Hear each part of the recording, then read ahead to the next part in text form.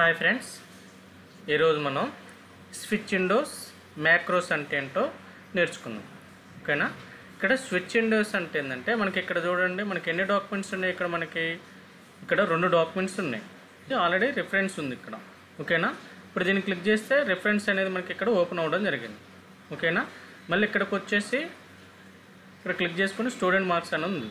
ఇప్పుడు student marks అనేది కూడా ఓపెన్ అయింది. మనం ప్రతిసారి కూడా టాస్క్ బార్ దగ్గరకు వచ్చేసి ఓపెన్ చేయాల్సిన అవసరం లేదు.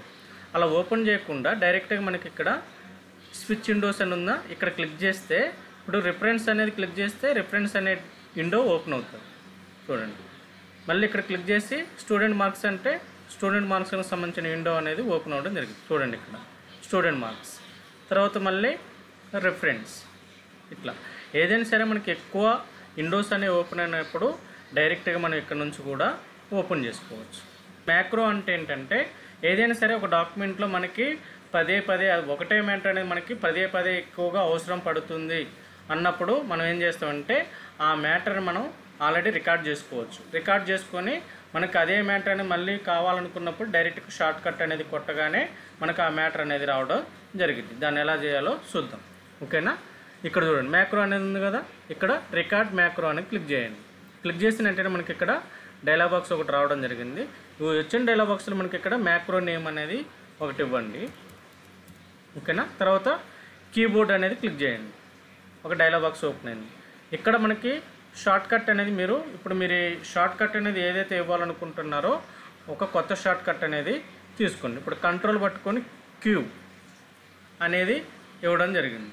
ఓకేనా ఫ్రెండ్స్? అలా ఇచ్చిన తర్వాత ఇక్కడ అసైన్ అని క్లిక్ చేయండి. తర్వాత ఇక్కడ క్లోజ్ చేయండి. క్లోజ్ చేసిన వెంటనే మనకి ఇక్కడ ఒక క్యాసెట్ సింబల్ లాగా ఒకటి వచ్చింది కదా. ఇప్పుడు మనం డాక్యుమెంట్లో ఏ మ్యాటర్ టైప్ చేసినా మనకి ఇక్కడ అది రికార్డ్ అవ్వడం జరుగుతుంది. ఓకేనా ఫ్రెండ్స్? ఇట్లా మనం ఎంత మ్యాటర్ అయితే టైప్ చేస్తున్నామో అంత మ్యాటర్ అనేది కూడా మనకి ఇక్కడ రికార్డ్ అవ్వడం జరిగింది. ఇలా ఓకే, మనకి ఇంత మ్యాటర్ వరకు సాల్వ్ అనుకుంటే తర్వాత మనకి ఇక్కడ మ్యాక్రో దగ్గరకు వచ్చేసి స్టాప్ రికార్డింగ్. ఓకేనా? దీన్ని క్లిక్ చేయండి.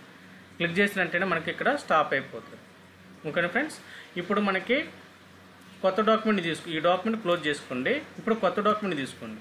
కొత్త డాక్యుమెంట్ తీసుకొని మనం ఆల్రెడీ రికార్డ్ చేసిన మ్యాటర్ ఉన్నది కదా. ఇప్పుడు ఆ రికార్డ్ చేసిన మ్యాటర్ అనేది మనకు రావాలంటే మనకు ఒక షార్ట్ కట్ అనేది కూడా ఇవ్వడం జరిగింది.